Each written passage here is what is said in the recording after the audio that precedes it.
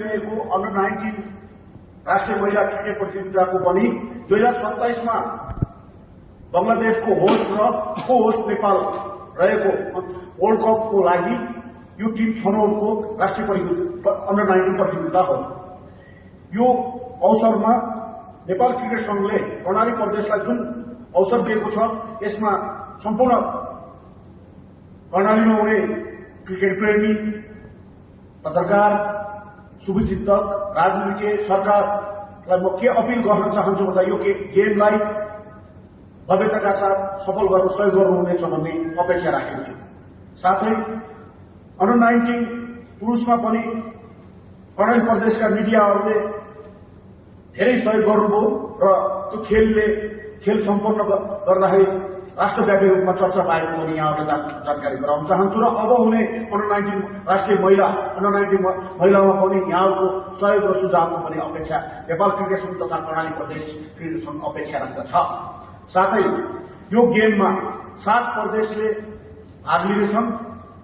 7 प्रदेशहरू लगभग आफ्नो गन्तव्यतिर हिँडिसक्नु भएको छ। कोशी प्रदेश अहिले 7 यहाँ पुग्दै हुनुहुन्छ भने भोलिसम्ममा 7 प्रदेशका टिमहरू कर्णाली प्रदेशको सुन्दरनगरी प्रेमनगरमा पुगिसक्नुहुनेछ भन्ने पनि जानकारी गराउन चाहन्छु। र हाम्रो पहिलो गेम हामीले कालीचोक ग्राउन्डमा ओपनिङ गेम राखेका छौं। पर्सि 22 गते बिहान 7:30 बजे ओपनिङ गेममा पनि हजुरहरूलाई नेपाल क्रिकेट संघ तथा कर्णाली प्रदेश क्रिकेट संघको तर्फबाट आमन्त्रण गर्न चाहन्छु। साथै नेपाल क्रिकेट संघले महिला क्रिकेटलाई प्रोत्साहन गर्नलाई र यो महिला अन्डर-19 गरेपछि कर्णालीका जो क्रिकेटमा आस्था राख्ने महिलाहरू अझ खेलाडीहरू उत्पादन हुनुहुन्छ भनेर नै हामीले म कोषाध्यक्ष भए, केन्द्रीय सदस्य हुन्छ, उपाध्यक्ष हुन्छ, हाम्रो सम्पूर्ण टिमले कर्णालीमा महिलाको गरौँ त अन्डर-19 भनेर हामीले यो प्रस्ताव राख्यौं। पास गरेर यो गेममा प्रथम पुरस्कार यस प्रकार रहनेछ। तपाईहरुलाई हामीहरूको प्रेस नोट पनि दिइसकेका छौं, त्यसमा उल्लेखित छ। यो राशि नेपाली क्रिकेटको लागि आज म के भन्न चाहन्छु भन्दा सिनियर महिलाहरूले पाउने प्राइजलाई मध्यनजर राखेर त्यो हाराहारीमा नै आज अन्डर-19 महिलालाई पनि हामी त्यो घोषणा गर्न गइरहेका छौं। विजेतालाई हामी 5 लाख रुपियाँ दिनेछौं, उपविजेतालाई 3 लाख रुपियाँ दिनेछौं, सर्वोत्कृष्ट खेलाडीलाई 40,000 दिनेछौं, उत्कृष्ट ब्याटर र बलरलाई 25,000 दिनेछौं भने प्लेयर अफ द म्याचलाई हामी प्रत्येक दिन 3,000 दिएर पुरस्कृत गर्नेछौं भन्ने जानकारी गराउन चाहन्छु। साथै यहाँहरूको नेपाल क्रिकेट संघ, कर्णाली क्रिकेट संघ र यो खेलप्रति के जिज्ञासा छन् भने यो फ्लोर ओपन गर्न चाहन्छु। धन्यवाद।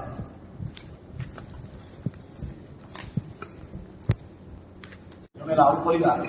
हामीले 12 गते स्पोन्सर र लाइफ ब्रोडकास्टिङको लागि हामीले एउटा खोलेको थियो, टेन्डरै खोलेको थियो।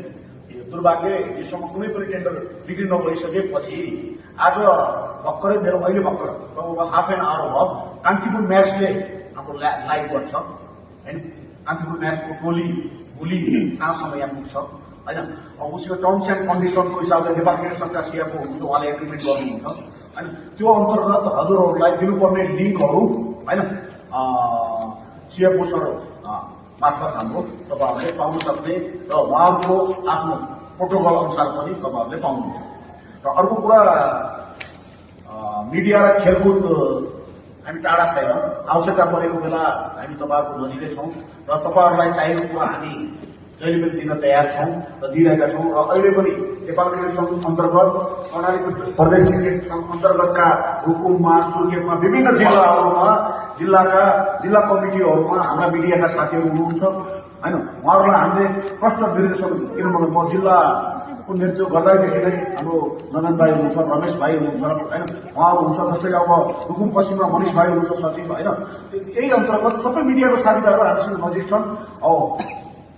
सूचना आदान प्रदान दिने कुरामा कहीँ कमी कमजोरी भएको छन्, त्यसलाई सुधार गर्दै जाउँ, तर टाढा छैन, हामी नजिकै छौं। किन खेल र पत्रकारिताको नजिक भएन भने खेलकुदको विकास हुँदैन भन्ने कुरो स्पष्ट छ। यसमा निर्धक गर्नुहोस्, हामी तपाईहरुको नजिक छौं, हामीलाई सहयोग गर्नुहोस् होइन खेलकुदलाई अगाडि बढाउनलाई। पत्रकारहरूको साथ चाहिन्छ, मिडियाको साथ चाहिन्छ र नेपाल रेडियो सङ्घले प्रदेशमा मात्र होइन कि केन्द्रमा पनि सम्पूर्ण मिडियाहरूलाई आवश्यकता परेको बेला हामीले हरेक